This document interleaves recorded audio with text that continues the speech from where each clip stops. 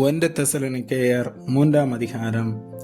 ஆகையால் நாங்கள் இனி பொறுத்திருக்க கூடாமல் அத்தனை பட்டணத்தில் தனித்து விடப்படுகிறது நன்மை என்று நினைத்து இந்த உபத்திரவங்களினாலே ஒருவனும் அசைக்கப்படாதபடிக்கு உங்களை திடப்படுத்தவும் உங்கள் விசுவாசத்தை பற்றி உங்களுக்கு புத்தி சொல்லவும் நம்முடைய சகோதரனும் தேவ ஊழியக்காரனும் கிறிஸ்துவின் சுவிசேஷத்தில் எங்கள் உடன் வேலையாளுமாகிய தீமோத்தேயுவை அனுப்பினோம்.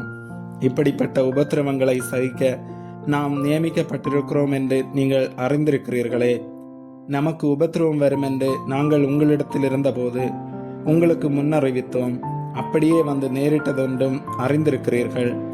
ஆகையால் நான் இனி பொறுத்திருக்க கூடாமல் எங்கள் வேலை வீணாய் போகத்தக்கதாக சோதனைக்காரன் உங்களை சோதனைக்குட்படுத்தினதுண்டோ என்று உங்கள் விசுவாசத்தை அறியும்படிக்கு அவனை அனுப்பினேன்.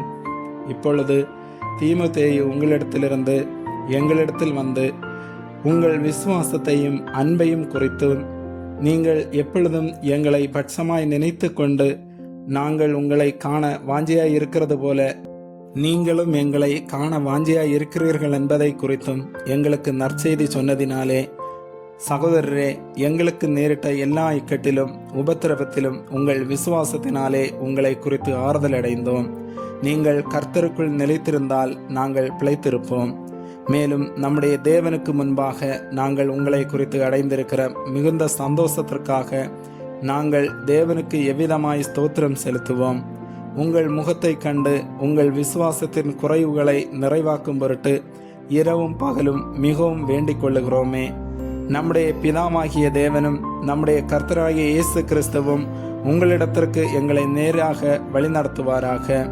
நாங்கள் உங்களிடத்தில் வைத்திருக்கிற அன்பு கொப்பாய் நீங்களும் ஒருவரிடத்தில் ஒருவர் வைக்கும் அன்பிலும் மற்றெல்லா மனுஷரிடத்தில் வைக்கும் அன்பிலும் கர்த்தர் உங்களை பெருகவும் நிலைத்தோங்கவும் செய்து இவ்விதமாய் நம்முடைய கர்த்தராகிய இயேசு கிறிஸ்து தமது பரிசுத்தவான்கள் அனைவரோடும் கூட வரும்போது நீங்கள் நம்முடைய பிதாவாகிய தேவனுக்கு முன்பாக பிழையற்ற பரிசுத்தமுள்ளவர்களாய் இருக்கும்படி உங்கள் இருதயங்களை ஸ்திரப்படுத்துவாராக.